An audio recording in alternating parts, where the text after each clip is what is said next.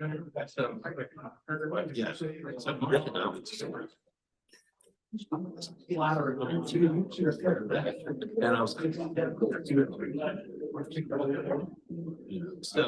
it was kind of cool.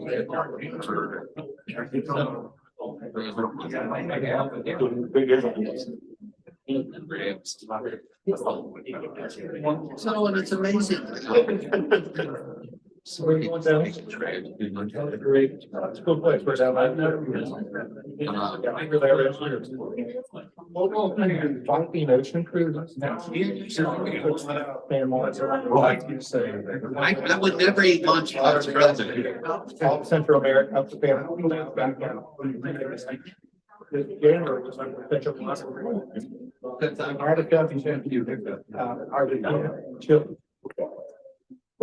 All but whatever. Chased by any dogs lately? Not lately.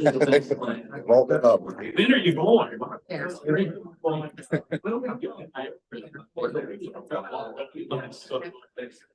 You're the kid? Wow. You're talking to me, baby.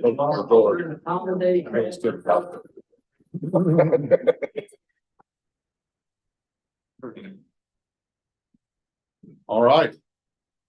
I would like to welcome everybody to the November 18th edition of Rotary. All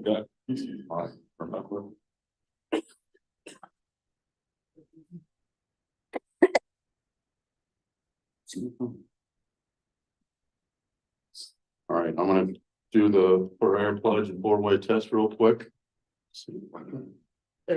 All right, so real quick Catholic prayer in the name of the Father and the Son and the Holy Spirit. Amen. Bless us, O Lord, and these thy gifts which we are about to receive from thy bounty. I trust our Lord. Amen. Father, Son, Holy Spirit.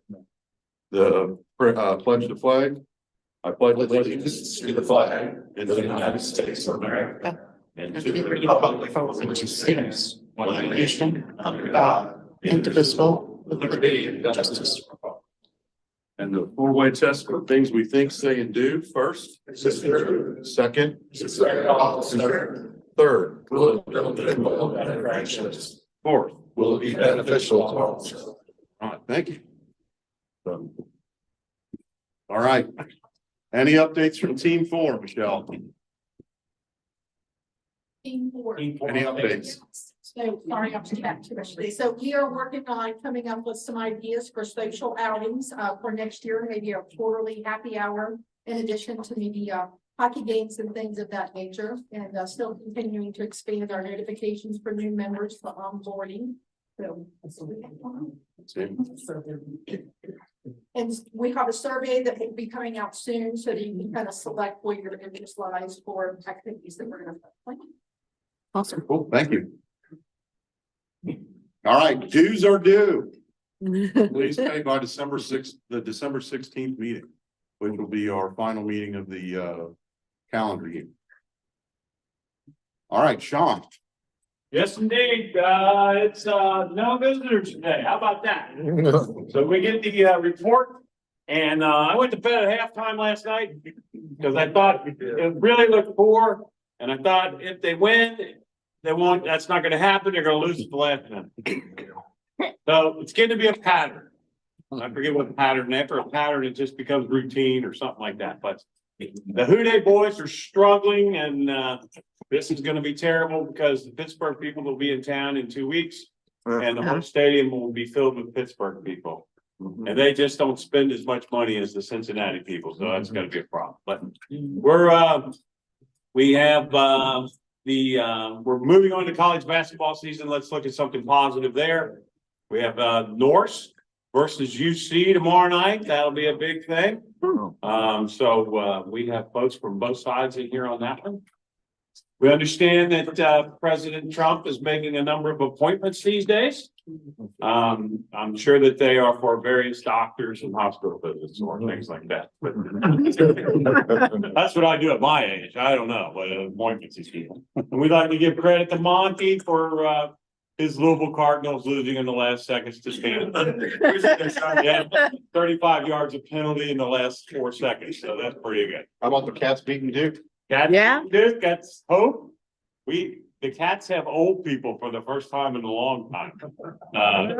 People that are 21 years old or 22, so it's a good thing. Thank you. Oh, and Ian, hey, folks, let's give the Florence Rotary and Ian Addington a big round of applause. I'm kind of biased on this AED thing, and farm killing's even more biased. What these things can do in your community is amazing. You absolutely give people a chance to have life after a circumstance, and it's totally amazing. The thing we did at the sheriff's office, thank you, Will, for putting all that together as far as the video and the pictures. We got press out there in the real world, and the police entities and officers were genuinely thrilled to be receiving these machines. So it's, as they pointed out before, the cops usually get there before the ambulance, and it's always good if they have something like this. This is a big deal, and you want the impact we're having across communities is a big deal. And congrats to you for leading it on. Thank you. Appreciate it very much. All right, buddy. So since we're kind of already talking about that, I'm gonna spend one of my both of my happy bucks right now. So Josh Vogel, who had come and spoke to the club to kind of kick this off with us, relayed this information to me literally minutes before the meeting started. So if I seem to look discombobulated, this is why. I'll read you verbatim the text message he sent me. He says, "Hey, I wanted to let you know on Saturday, Alexandria Police deployed one of the AEDs we gave away on Thursday and successfully revived an individual. Not sure the outcome, but he was alive on the transport to the hospital. The Avive data I got back said 6 minutes from when the 911 was called is when the shock was administered by the officer." Wow.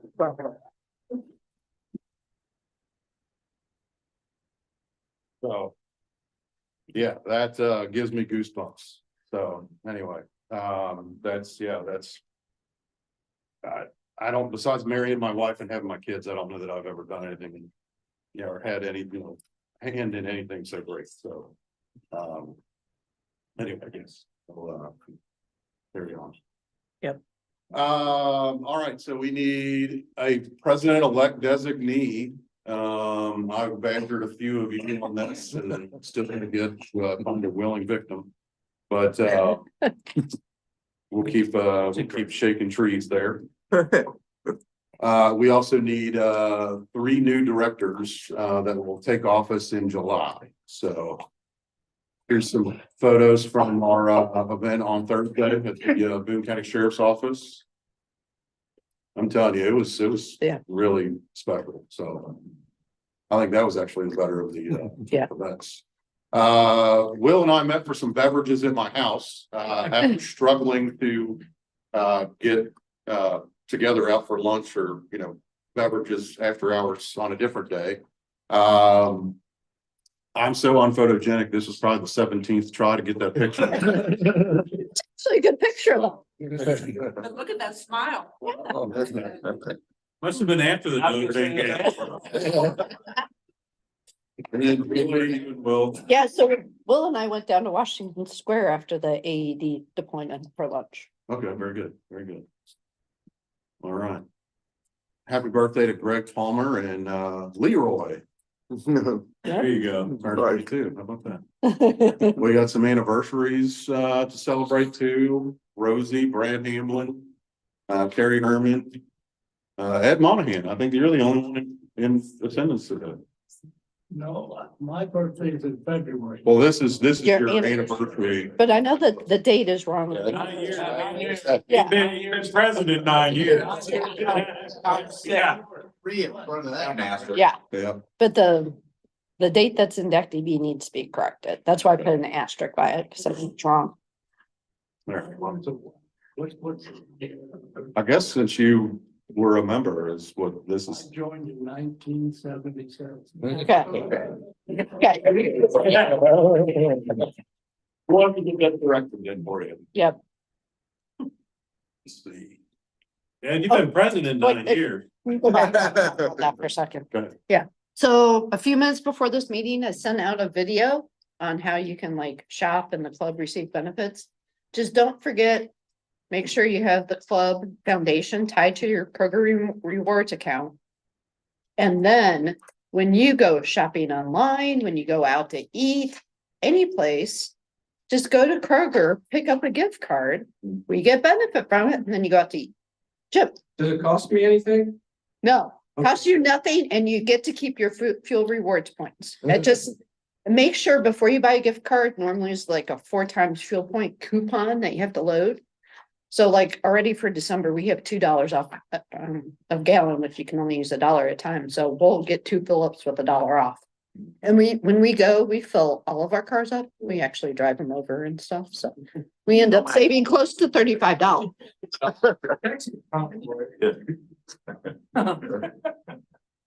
Right. Happy dollars. I spent mine already. Does anybody else have any happy dollars? I do. I have one.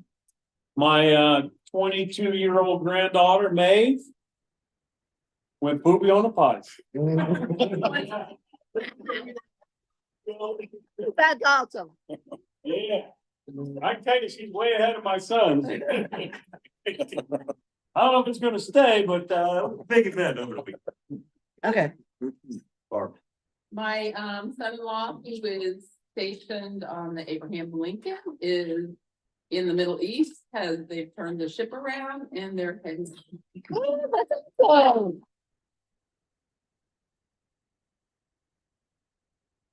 Well, I do. Joy. Somebody else. Okay, so I actually put 5 in because I haven't been here for a while.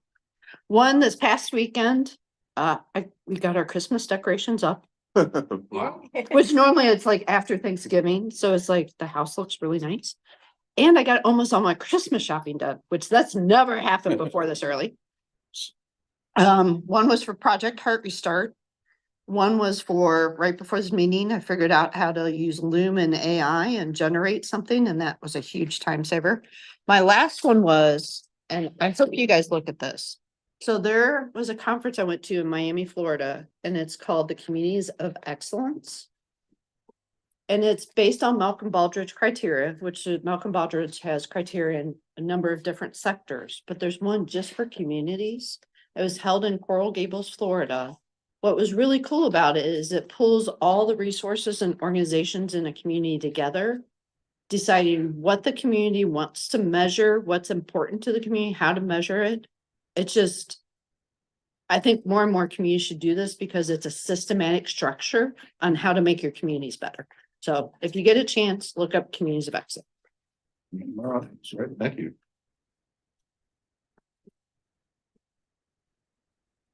All right, final call. Happy. All right, now for the main event. Monty, would you like to introduce your guest?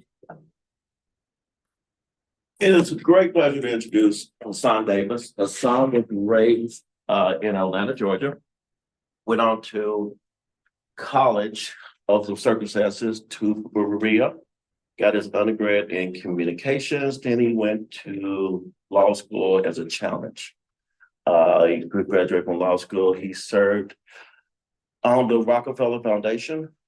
He's a key advocate of juvenile delinquency and child advocacy. Hasan is a world-renowned speaker. He is the author of 4 books. He is spoken, I love saying this, he's spoken in every state. He's a keynote speaker in every state except for Wyoming. Yeah, which is great. His wife, Dreama, is the founder of Partners for Rural Impact that helps out Appalachian schools all throughout the United States. He has 2 kids, and I did say that he served as commissioner and the deputy commissioner for juvenile justice under former Governor Steve Fisher. So, Hasan, thank you for coming with us, and we look forward to hearing you.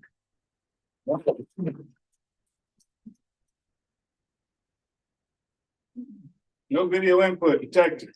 That's the story of my life, y'all. There we go. Huh? I was just joking. All right. Good afternoon. Yeah. Hey, Julie. Is that Julie Pyle? It's Hasan. Yeah, Our paths have crossed numbers of quite a times. few times. I'm Hasan Davis. I'm really excited to be here. And I've been thinking about what I'm going to say, and I have no idea. About an hour and a half ago, I started going through my slides and changed everything. So we're going to see where we get to, but I'm really excited about the conversation. The conversation I want to have is about hope. Big hope. I want to talk to you about hope. I want to talk to you about hope dealers. I want to talk to you about HOPE, humanity, optimism, perspective, and empathy. And I'm going to do that by telling some of my own story and see where it goes. First, I'm going to start with the result.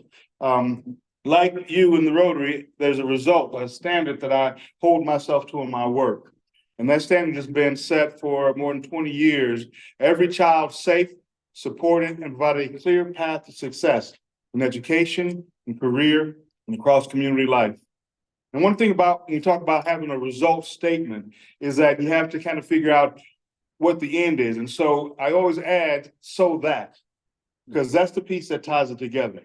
So that our communities are more vibrant, so that our young people are safe, so that our communities thrive. You know, there's always has to be something that we're moving toward. And so for me, this is the thing that has driven me in my professional and personal work for more than 30 years.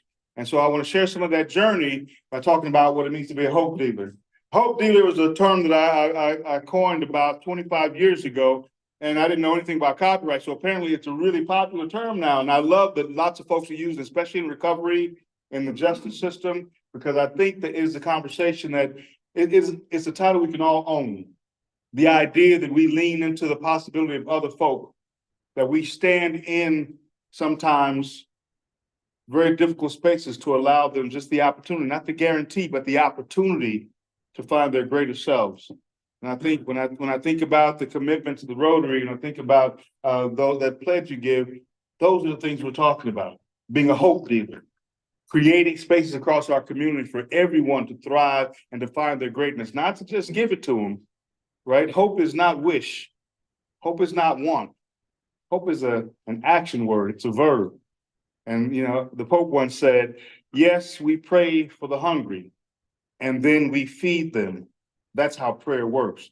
And so it's not the initiation of a decision, it's the action that makes that a truth that's really important. And then humanity, optimism, perspective, and empathy. I've built a whole framework that I use to train juvenile justice, child welfare, education, and professional organizations on how to build a hope culture where we see each other and value people for their dignity, their basic humanity, and know that everyone who shows up has a place and mattering. All those things that are really important in creating vibrant communities. And so I'm going to move through this. Every child has a story. Every story deserves a hero. This is the way I started my work, believing that so many of our young people in particular in the country are struggling. And there are those of us who can lean in, step up, be the bulwark, the armor, the shield that protects them, at least for a moment. And it's a great way to start any conversation about loving communities. But there's an evolution that has to happen. At some point, we have to stop believing our greatest work is to protect and save some child, but to give them the strength and the power to be their own heroes. And that's the evolution we're going to talk about. Everyone deserves a chance to become the hero of their own story. And how do we create across our communities a space for even those that have been considered the least, the lost, and the left behind, still have the hope, the belief that they can aspire to something greater. And then if they work hard for it, they can actually achieve it. And so I'm going to ground you with this diagram. It's a diagram created by a woman named Dana Swayze with the Department of Juvenile Justice in Minnesota. She took all the major theories of development, Havinghurst, Kohlberg, Piaget, Erickson, all those folks that we study for human development across the spectrum. Then she took the adolescent brain science of the last 25 years and created what I call the adolescent brain clock. She was able to navigate and show quadrant by quadrant the developmental milestones that a child has to successfully matriculate through, get to adulthood, ready to perform, ready to engage, ready to be a productive citizen. Now imagine every time there's some trauma, some drama, some pain. Every time there is home insecurity and I'm not sure where I'm going to sleep next week. Every time there is 3 days when I'm not sure if I'm going to eat. In the summertime, I'm scared to leave school because I won't be getting at least 2 meals a day. Every time there's abuse, there's a tragedy in the family, there's an arrest. Imagine every time one of those things happens, that clock stops. No matter how good we are at our work, how quickly we mount our supports and services, get the right people on the job.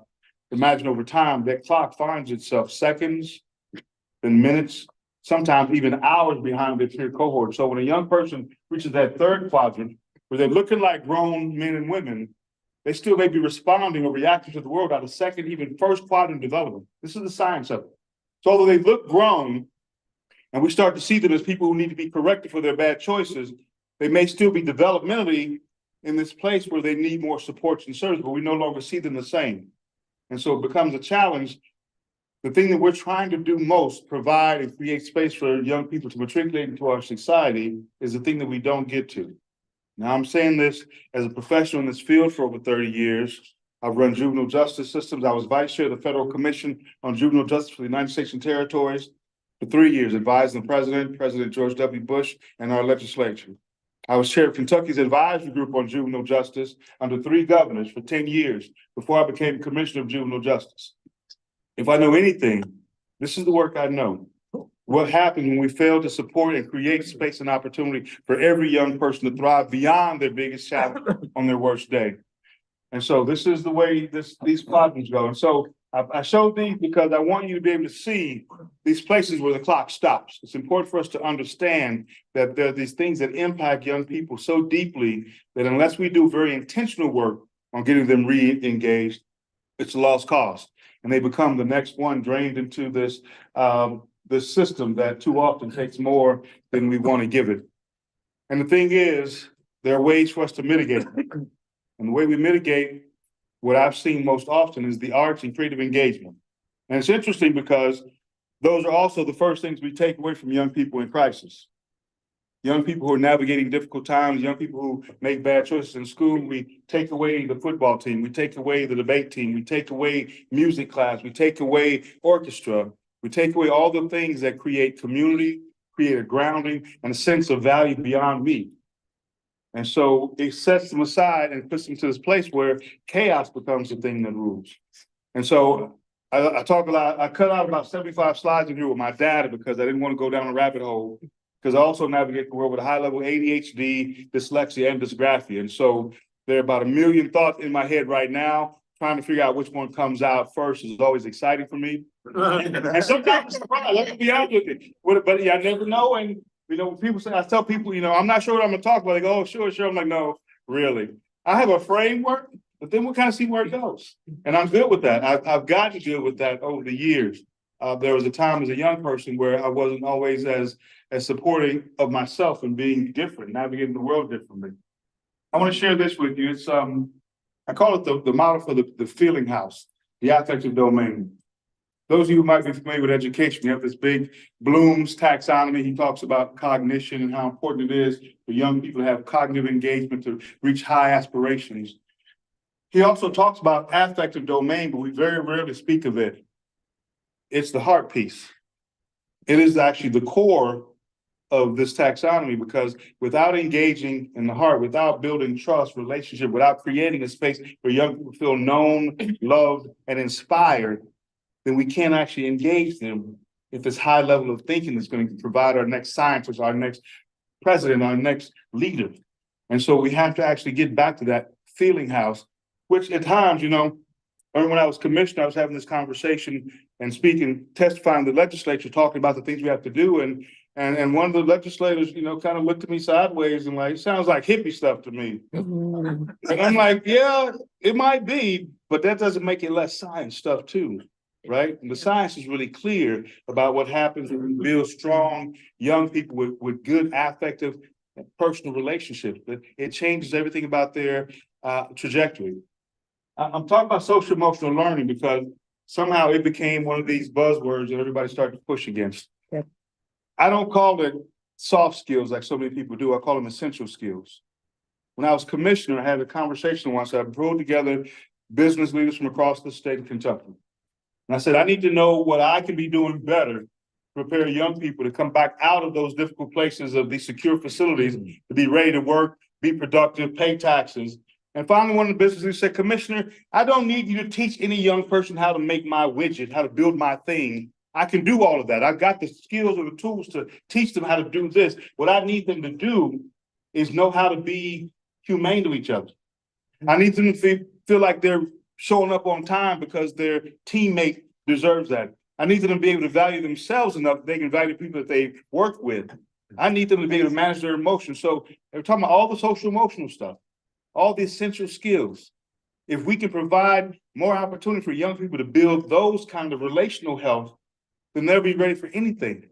Because the rest of it is just tactical pieces that we can put together.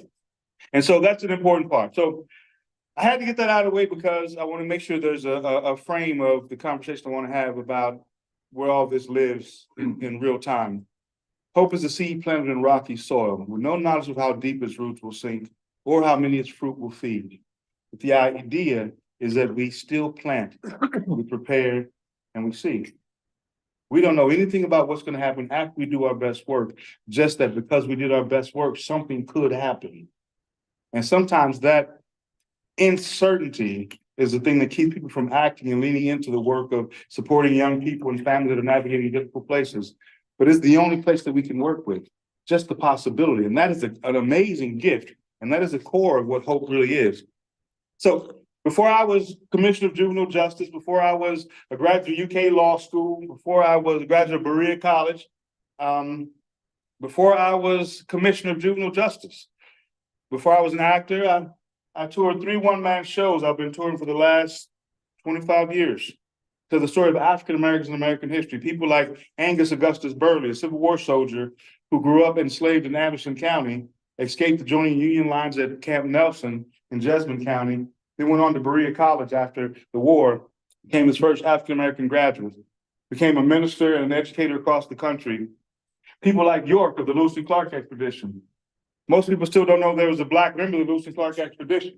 He was there from day one to day done. He was enslaved to William Clark, and so when they started to tell the big story, they just stopped talking about him.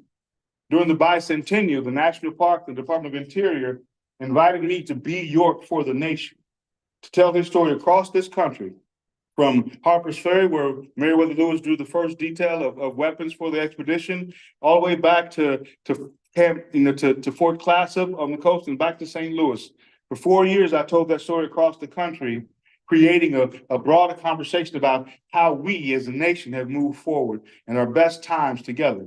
And I've been proud of all that stuff. But before all of that amazing stuff, before I was a soldier in the United States Army, life was different. I mean, I was cute, but when I was young, I had a father who made me feel safe and a mother who made us feel loved. And my older sister and I, when we were our first two and the only two, life seemed really amazing. At some point, things start to change. I remember the day that my sister and I woke in the middle of the night to these loud screams, and we jumped out of our bunk bed and ran to the living room to find my father attacking my mother. He was throwing her against the walls. And he grabbed her up, and she's only about 5'0" and 100 pounds soaking wet. And he threw her onto the couch, and he jumped on her chest and began to choke her to death, literally strangling her to death. Now, the statistics say that a woman who has been physically strangled by her domestic partner is 750 times more likely to be murdered by them before that relationship ends. My older sister Teresa ran for the kitchen, and so I followed behind. When she got there, she drew the largest butcher knife out of the block she could hold in one hand.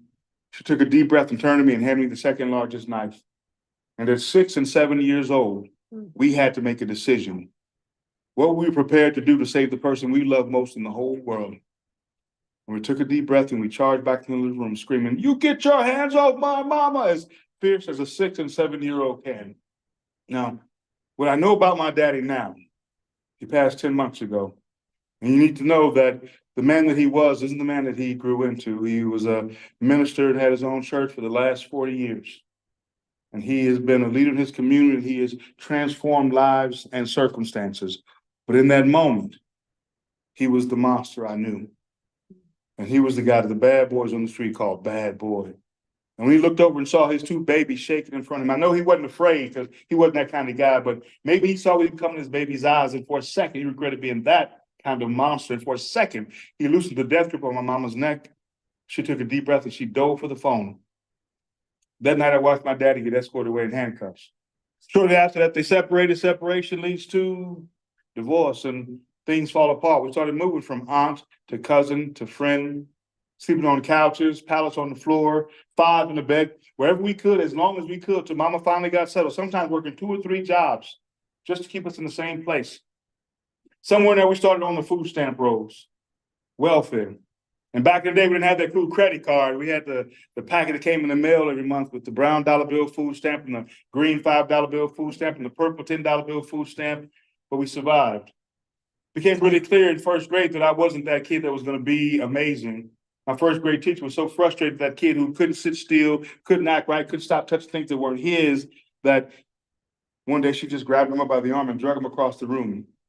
And he got to the closet in the back of the room where they keep all the stuff nobody uses. She said, "This is your classroom now." And on the way out, she locked the door behind her. And that became our ritual. Every morning she would drag me to the box and explain, "This is the place you belong. I'm going to serve the good kids now." And every day I would scream at the walls and punch the coats, and then I would go home and tell my mom I had a good day because my mom's just trying to keep us in the same place for another month. Make sure we got food next week. And why would this be a place for a boy whose parents don't even love each other? Who can't sit still, can't act right. He's 8 years old because he's a year ahead of all his cohorts because I'm a December baby, so I had to wait a year back in the day. He still can't write his own name. And so every day she'd lock me in the box and say, "This is where you belong." And every day I'd scream and accept that this is the truth of it.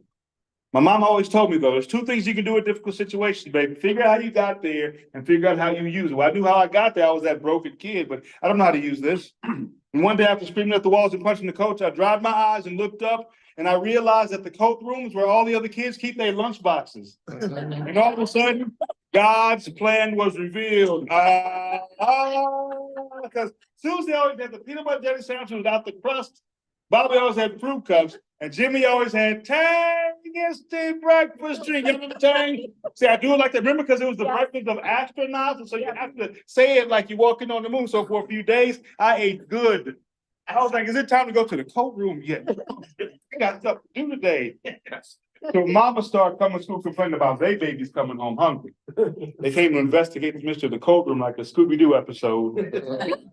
And there I was with 8 lunchboxes spread around me like a buffet. My teacher was so angry, she dragged that little boy out of the box and crossed the room to that one seat next to the teacher seat and keep an eye on that boy. She did it out of frustration, out of embarrassment, out of anger, not out of compassion or belief that every child had some gift for the world. What she accidentally did was restart my clock. She created a way where there was no way. And from there, I started to run, y'all. I ran from school to school, 5 different elementary schools. I ran from home to home, 13 different home placements. I ran from arrested 11 years old at the police station after that long day. My mom and all the moms started coming to pick up their boys, and my mama was last. And when she got there, she was really calm, but determined. We got outside the police station after she did the paperwork, and I was waiting for her to go off me like all the other moms did. We got in the car. She had to borrow from a neighbor because we didn't have a car. And that long ride home with no seatbelt on and my hand on the door because I thought I might have to leave early, just waiting for her to scream and yell at me and try to find some way to justify my bad choices. I was growing up in a world that had told me already that at 11 years old, there was no possibility for me. All the things I saw on TV, all the things I saw people talking about were not my life. And so I was trying to find a shortcut to get something meaningful before somebody else took it from me. And that long ride home, I finally found the courage to look up at my mama, and she's just crying these huge silent tears. And she looked down at me and she said, "Baby, if you could see what I see every time I look at you, you would know how great you already were." Those words stopped me in my tracks. Because it's what I call now the double vision. It is the foundation of being a hope dealer. The ability to see the truth of the present, the challenges and all that, not sugarcoated, not trying to pretend it's not happening, not trying to get over it, to own this is our truth right now. And at the same time, in the same breath, say, I see you greater. And I'm not going to walk away until you manifest that greatness. The judge decided to put me on probation for the rest of my childhood. which she said was a gift to me because she locked several of my boys up. And 11 years old with ADHD and dyslexia and moved from home to home and school to school with an adolescent brain that wasn't developed, I was supposed to try and navigate staying out of trouble or lose my freedom for the rest of my life.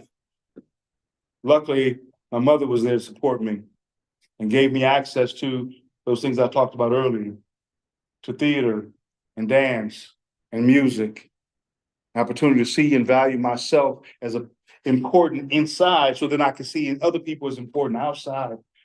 And she would take the dollar bill food stamps and have us go get change at the corner store and take that change and take us on a bus downtown and take us to the live theater. And somebody say, "You're a welfare mom. You shouldn't be using this money from the government to take your baby. You're just surviving." See, here's the thing. Everybody, every child, every family has a right and ought to experience what it means to have joy. Because when you have that experience, it's something you start to aspire to. When you take all of that away, then you can't imagine anything else. But my mama said, "I'm taking my babies to the theater because they need to know how to sit and appreciate art. They need to know what it means," because we have that argument that happens all the time where people say, "Well, if those kids could act right, we could take them places."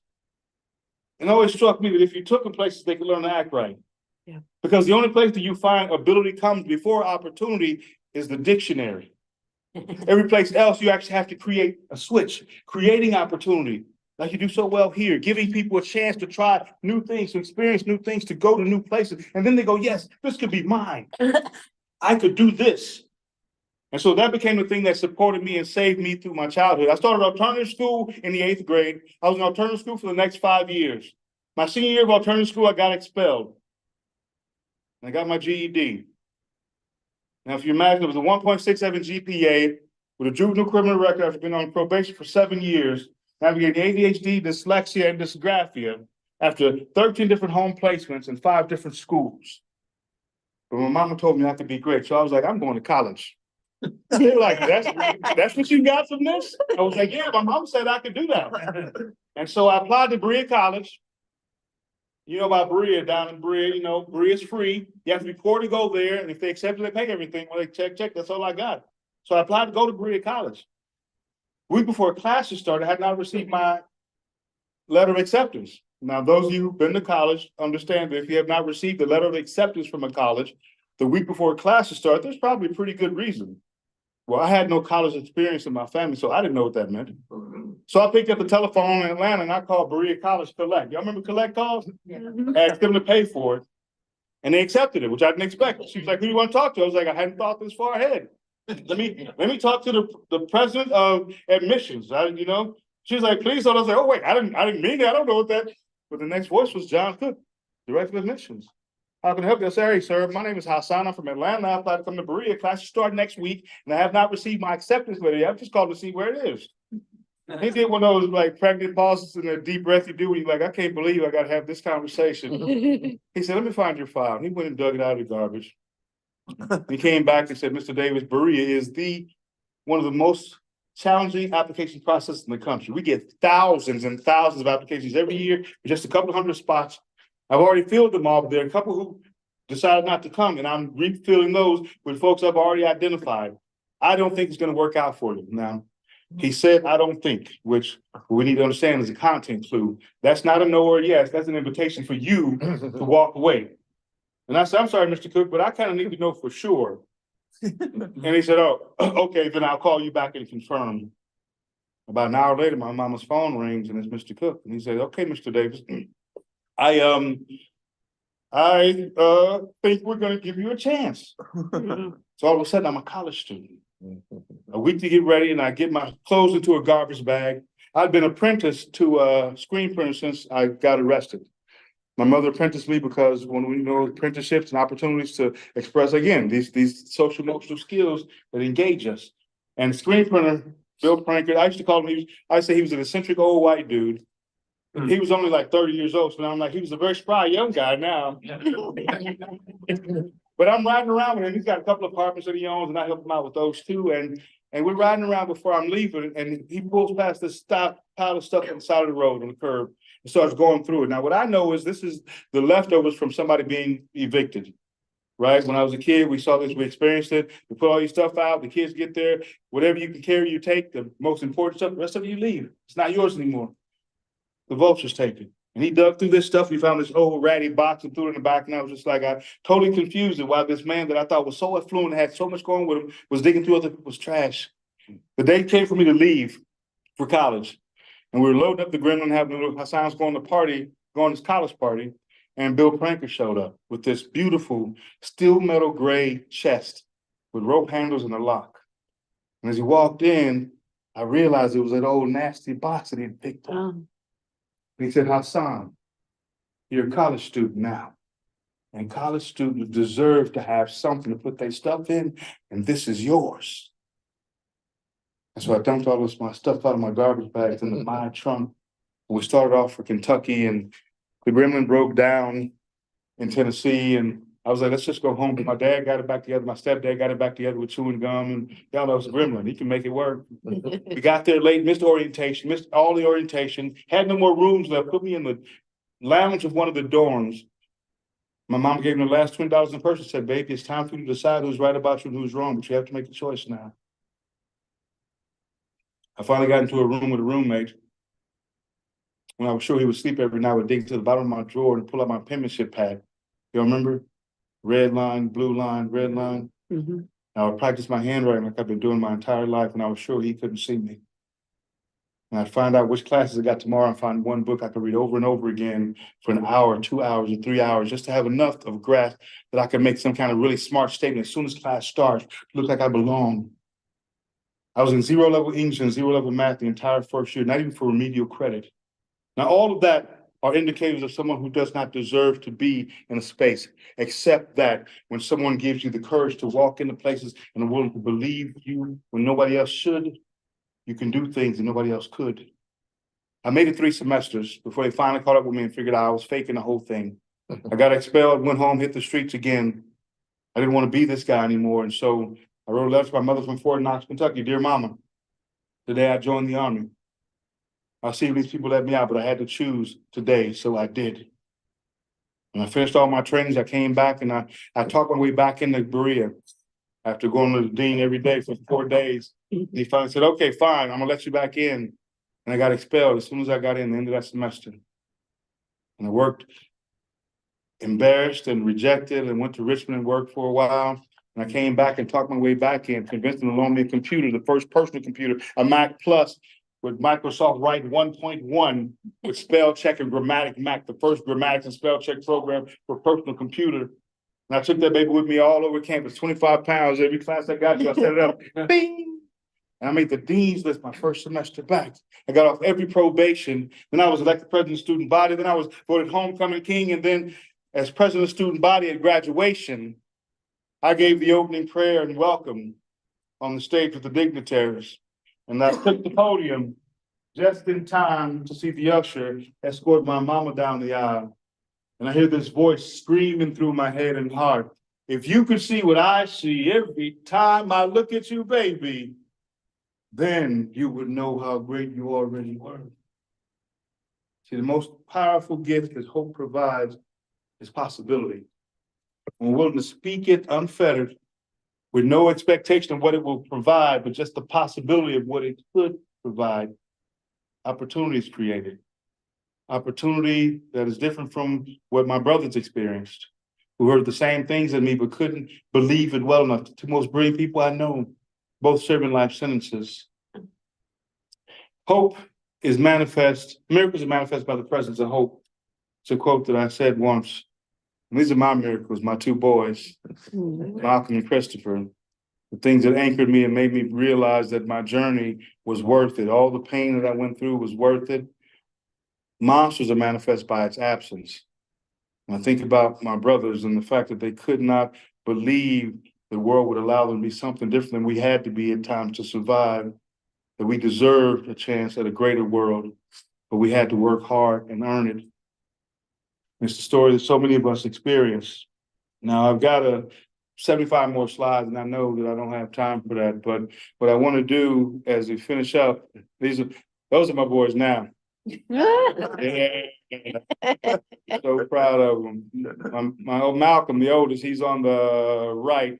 He just got back last night from a 3-day hike and horse trip from Texas into Mexico across Big Bend, the Big Bend National Park. And he's doing all this great outdoor work. He's going ice climbing this winter house. So that's him, and he's enjoying it. But as we finish up, I'm going to tell you what hope does.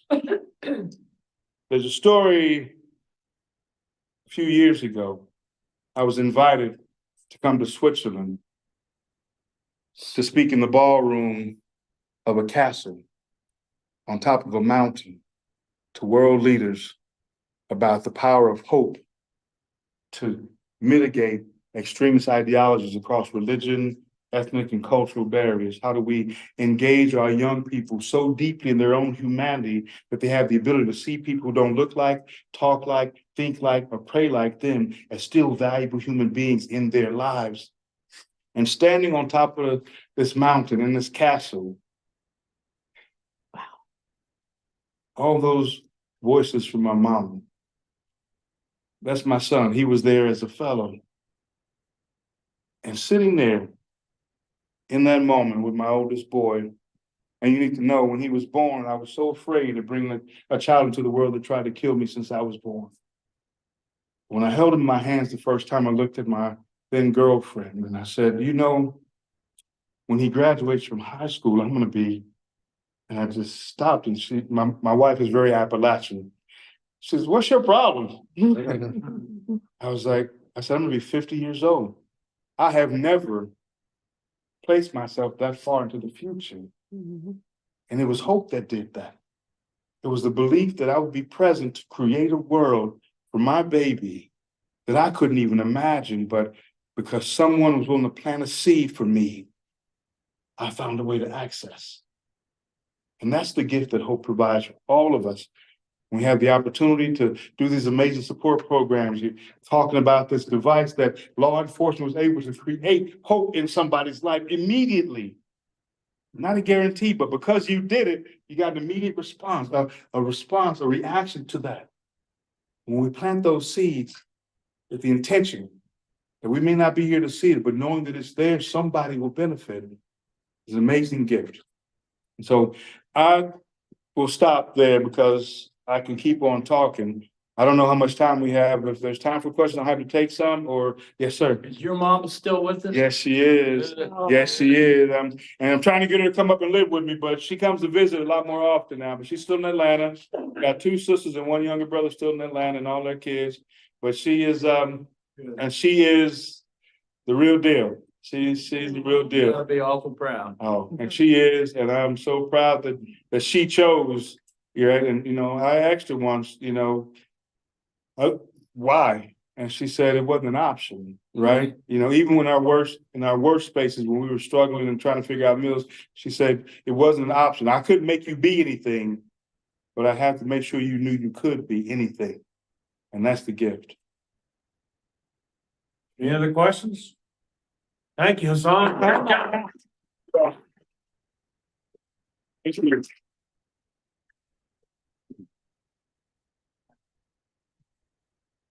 Are you gonna go? No. You ain't got time for that. You ain't got time for that.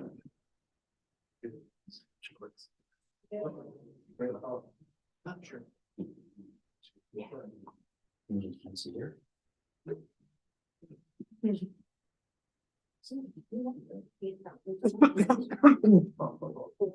All right, so next week, a couple weeks ago, I mentioned that this was going to be a gateway, but that is not true. That's going to be here. Is that correct? Or we don't know? I haven't heard. Okay, so plan to be here. If that changes, I'll send something out multiple times on Deck TV. Yes, Barbara. We are gonna collect the Stein for Toys here for our group. And Okay. then the boxes are gonna go out, I think. Gary said he was gonna send me a note, but he did not. So boxes are gonna go out soon. He's already got the locations they're going to. But for our group here, you could donate your toys right here. There's a box over there. So start I bringing know them in. Heritage Bank, they have them all out there. Yeah. Oh, they're out at Heritage Bank? Oh, okay. So he went to Florida to visit his grandkids and Gotcha. he said he was gonna send me a note on where all the boxes were. But When is the deadline on collection, do you know? no, he's gonna send me all that, but. Middle of December, I know we're, 7th of December. yeah, we have, there'll be a due receptions the middle of December. Okay, very good. All right, well, Is that the I'll drop-off? see everyone here next week for the. Yeah, well, I'm come around and collect all the boxes usually, so like Gary will make a trip to Heritage. Yeah, I'm the repository. Okay.